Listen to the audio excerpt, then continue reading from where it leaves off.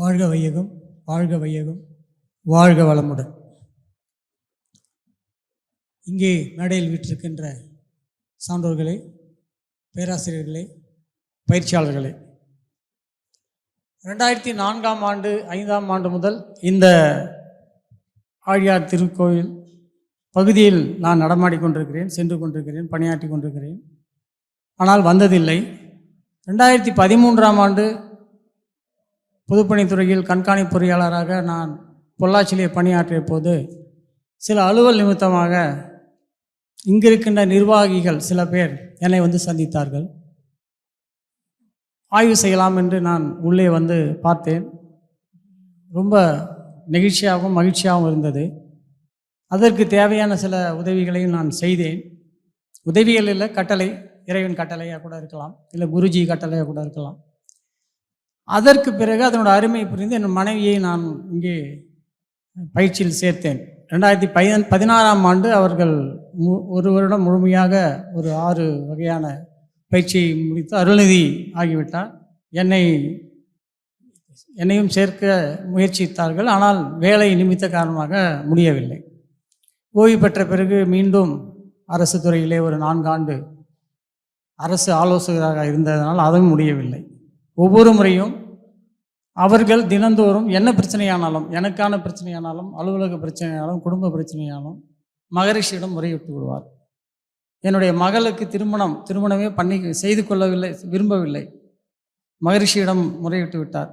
அவர்களுக்கு எப்படியாவது ஒரு மனமாற்றத்தை கொடுத்து ஒரு திருமணத்தை செய்யுங்கள். தொடர்ச்சியாக ஒரு 10 வருடம் பார்க்கும்போது நிறைய மாற்றங்கள் வந்துட்டே இருந்தது.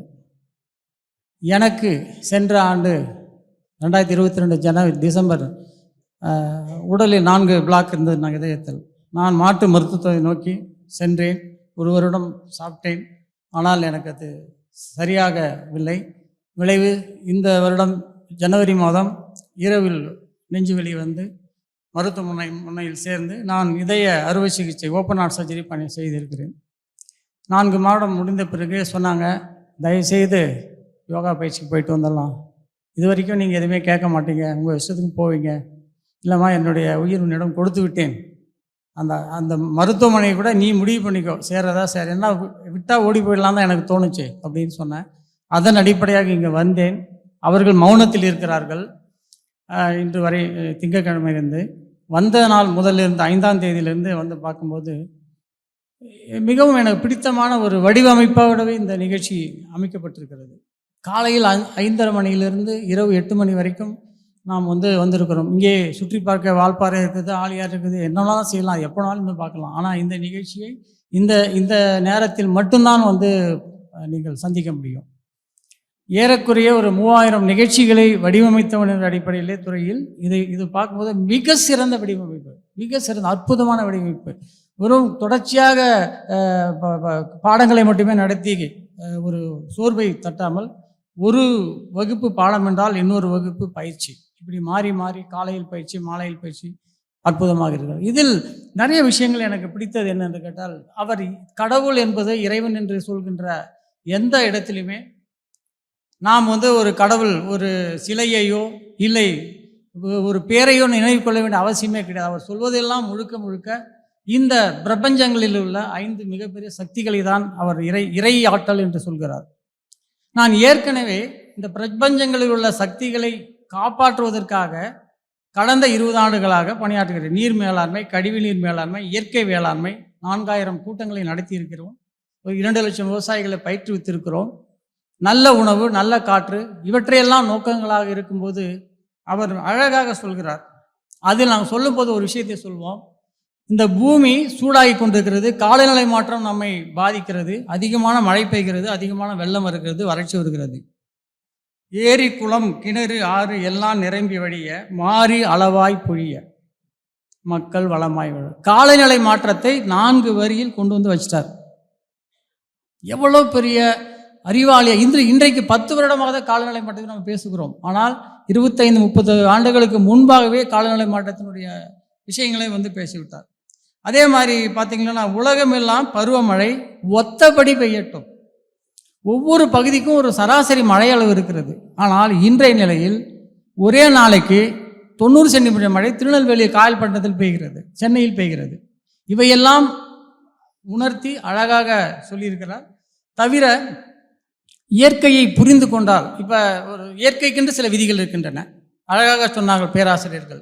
ஒரு ஆற்றில் வெள்ளம் வருகிறது என்றால் உடனே குதிக்க வேண்டும் என்று தோன்றும். ஆனால் அந்த வெள்ளத்தினுடைய அளவு, அந்த ஆற்றின் அளவு, வேகம், எதை பற்றியும் கவலைப்படாமல் நாம் யோசிக்கிறோம். ஒரு இடமும் யோசித்தால் நாம் அதை காப்பாற்றிக் கொள்ளலாம் நம் உயிரை. அது மாதிரி இயற்கைக்கென்ற விதிகளை மதிப்பதும், நாட்டுக்கென்று சில விதிகள் இருக்கின்றன. ஒரு வாகனம் ஓட்டும்போது நிறைய வாகனங்கள், நேற்று ஒரு செய்தி, ஒரு இளைஞன் 18 வயசுக்கு உட்பட்ட இளைஞன் வண்டி ஓட்டி முதியவர் இறந்து விட்டார். அவருடைய அப்பாவை இன்று சிறையில் கைது செய்திருக்கிறார்கள்.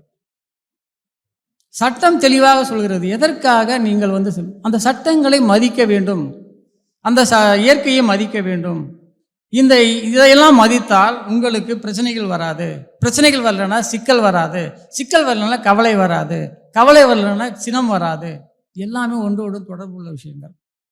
இவை இந்த பாடங்களை மிக தெளிவாக ஒன்றோடு ஒன்று தொடர்பு படுத்தி மிக அழகாக,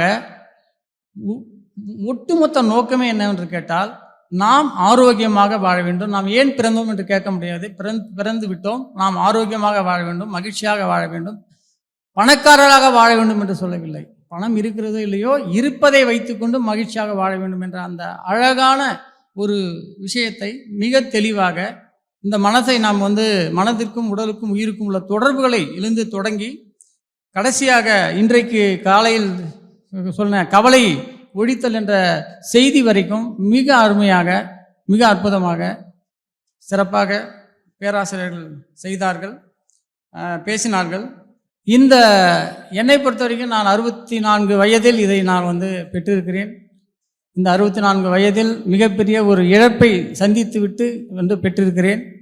இருந்தாலும் நான் ஒரு பாக்கியசாலி என்று கருதுகிறேன். இனிமேலாவது எஞ்சியிருக்கிற வாழ்க்கையை நான் நல்ல விதமாக செய்து விடலாம் என்று, வாழ்ந்து விடலாம் நம்பிக்கை இருக்கிறது. ஆனால் நிறைய இளைஞர்கள் வந்திருக்காங்க. இங்கே முன்னால் பேசிய அந்த மாணவி மிக அழகாக பேச, அந்த மாதிரி தலைமுறையை நாம் காப்பாற்ற வேண்டும். உண்மையை சொல்ல போனால் குழந்தைகள் மீது தப்பே கிடையாதுங்க. நான் பேராசிரியராகவும் இருக்கிறேன், சில கல்லூரிகளுக்கு செல்கிறேன், பார்க்கிறேன், பயிற்றுவிக்கிறேன். பிரச்சனைகளே என்னென்னா பாட வடிவமைப்பே தப்பு. அவர்களுக்கு மிக தெளிவாக புரியும்படி நல்ல விதமாக சொல்லிக் கொடுத்தால் அவர்கள் நம்மை விட பொறுப்பானவர்கள் இருக்கிறார்கள் என்ற செய்தி எனக்கு தெரியும். அதனால் எனக்கு உள்ளே என்ன தோன்றியது என்று கேட்டால், இங்கே சுற்றுச்சூழல் நன்றாக இருக்கிறது, தண்ணீர் நன்றாக இருக்கிறது, உணவு நன்றாக இருக்கிறது, இரவு தங்கல் அருமையாக இருக்கிறது, சொந்த வீட்டில் இருப்பது போன்ற ஒரு நிலைமை இங்கே நான் உணர்ந்தேன், நாங்கள் உணர்ந்தோம். பல முறை அதற்கு பிறகு வந்திருக்கிறோம். கடந்த மார்ச் 28ஆம் தேதி கூட ஐயாவனுடைய நினைவு நாளுக்கு அன்றைக்கு நான் வந்திருந்தேன். ஒரு 6 வருடங்களுக்கு முன்பாக மனைவி நல வேண்புக்கு அந்த நிகழ்ச்சிக்கு வந்திருந்தோம், என்னுடைய மனைவியுடன் சேர்ந்து. மிக இந்த அற்புதமான வளாகத்தை இளைய தலைமுறைக்கு அறிமுகப்படுத்த வேண்டும். என்னுடைய குடும்ப உறுப்பினர்களுக்கும் குழந்தைகளுக்கும் நாம் சொல்ல வேண்டும். என்னுடைய குழந்தைகள் வெளிநாட்டில் இருக்கிறார்கள். நாங்கள் மெல்ல மெல்ல வாழ்க வளமுடன், வாழ்க வளமுடன், வாழ்க வளமுடன் என்று ஒவ்வொரு நாளும் சொல்லி வைத்ததனுடைய விளைவு என்ன என்று கேட்டால், இன்று அனைவருமே அந்தந்த நாட்டின் விதிகளை மதித்து, அந்த நாட்டின் சட்டங்களை மதித்து, இயற்கையை மதித்து ஆரோக்கியமாக வாழ்ந்து கொண்டிருக்கிறார்கள் என்ற செய்தியை கூறிக்கொண்டு, இந்த வாய்ப்பளித்த அத்தனை பேராசிரியர்களுக்கும் குருஜி அவர்களுக்கும் மனமார்ந்த நன்றியை தெரிவித்துக் கொள்கிறேன். வாழ்க வளமுடன்.